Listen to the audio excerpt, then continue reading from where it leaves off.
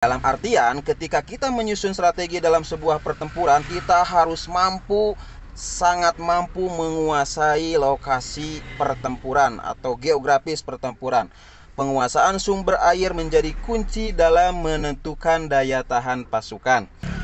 Assalamualaikum warahmatullahi wabarakatuh. Jumpa lagi bersama saya di channel ini yang selalu berusaha menyajikan konten-konten yang informatif, edukatif, dan inspiratif.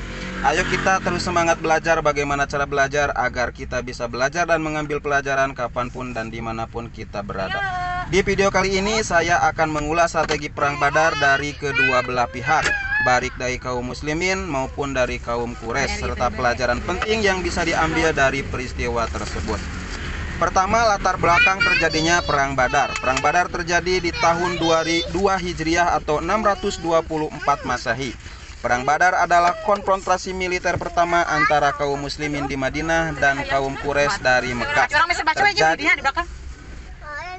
Terjadi dekat sumur-sumur Badar sekitar 120 km dari Madinah. Adapun pemicu utama dari terjadinya Perang Badar ini adalah penyitaan harta kaum muslimin oleh Quraisy pasca hijrah ke kota Madinah. Nabi Muhammad SAW mengirim pasukan untuk menghadang kafilah dagang Quraisy yang dipimpin Abu Sufyan sebagai tekanan ekonomi. Kemudian Quraisy memobilisasi pasukan besar untuk membalas dan melindungi kafilah tersebut. Maka terjadilah peristiwa Perang Badar ini.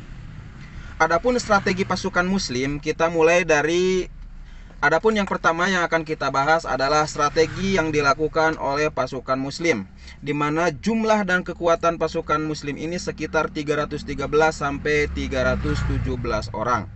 Persenjataan terbatas hanya sekitar 2 kuda dan 70 unta, dipimpin langsung oleh Nabi Muhammad SAW.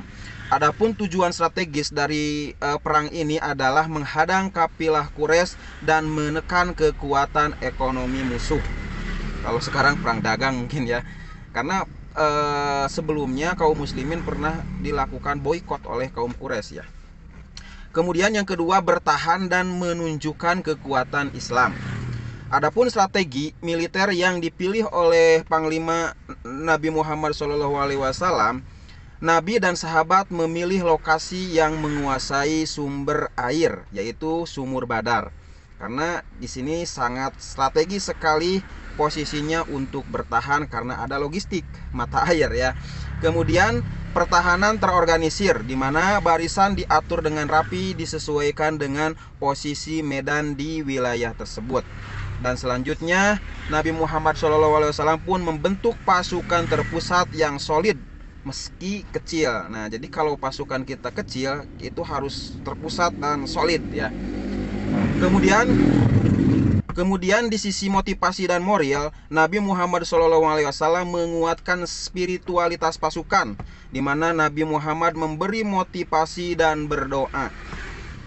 Pasukan berperang dengan keyakinan penuh dan menganggap ini adalah sebagai bentuk ujian keimanan mereka. Jadi walaupun sedikit pasukannya, tetapi dengan kegigihan dan keimanan penuh maka akan menjadi kekuatan yang luar biasa.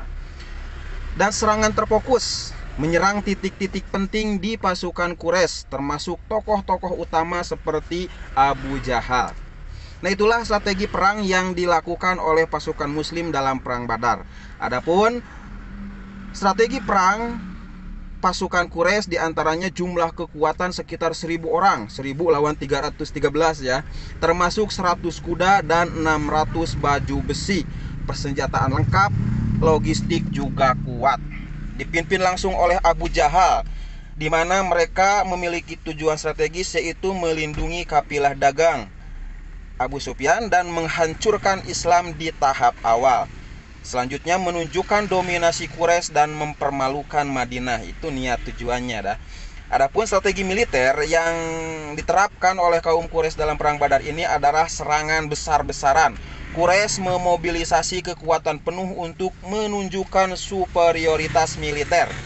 Namun di sisi lain kurangnya persatuan moral, karena Quraisy itu terdiri dari paksi-paksi ya yang tidak terlalu solid.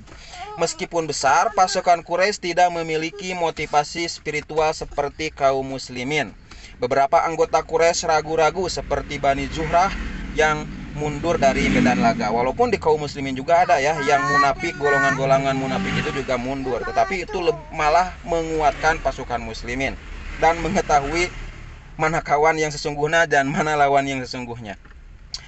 Kemudian pasukan Quraisy juga terlalu meremehkan lawan. Pasukan Quraisy terlalu percaya diri dengan kuantitas, dengan jumlah, dan menganggap muslim tidak akan mampu bertahan. Tidak melakukan rekonsolidasi strategi saat menghadapi perlawanan sengit dari pasukan muslimin. Sehingga hasil akhir dari perang ini adalah kemenangan besar bagi kaum muslimin. Sekitar 70 pasukan Quraisy terbunuh termasuk Abu Jahal dan 70 pasukan Quraisy lainnya ditawan. Kaum muslimin kehilangan sekitar 14 orang syahid dan momentum penting dari perang ini adalah meningkatkan kekuatan politik, sosial, dan spiritual kaum muslimin di Madinah. Kemudian yang terakhir, apa saja pelajaran penting dari perang Badar ini? Yang pertama, kemenangan tidak ditentukan oleh jumlah. Meski kalah jumlah, kaum muslimin menang karena strategi yang tepat, moral yang tinggi, dan keyakinan yang sangat mantap ya. Kemudian peran kepemimpinan yang visioner. Nabi Muhammad SAW menunjukkan kepemimpinan yang strategis namun tenang dan religius.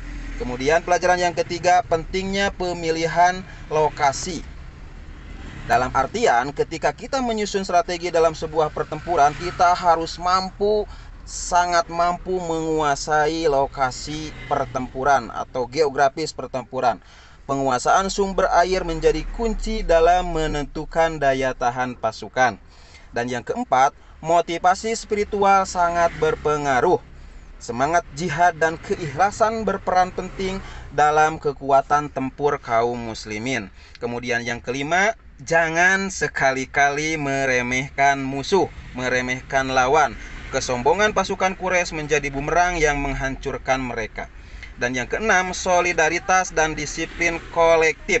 Kaum muslimin bertindak dalam satu komando, tidak ada ego dan faksi internal.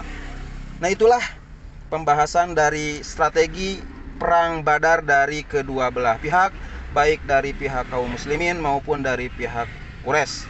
Bagaimana menurut sahabat semua? Ada request membahas apa lagi? Coba tulis di kolom komentar. Sekian dari saya, terima kasih. Salam dan bahagia.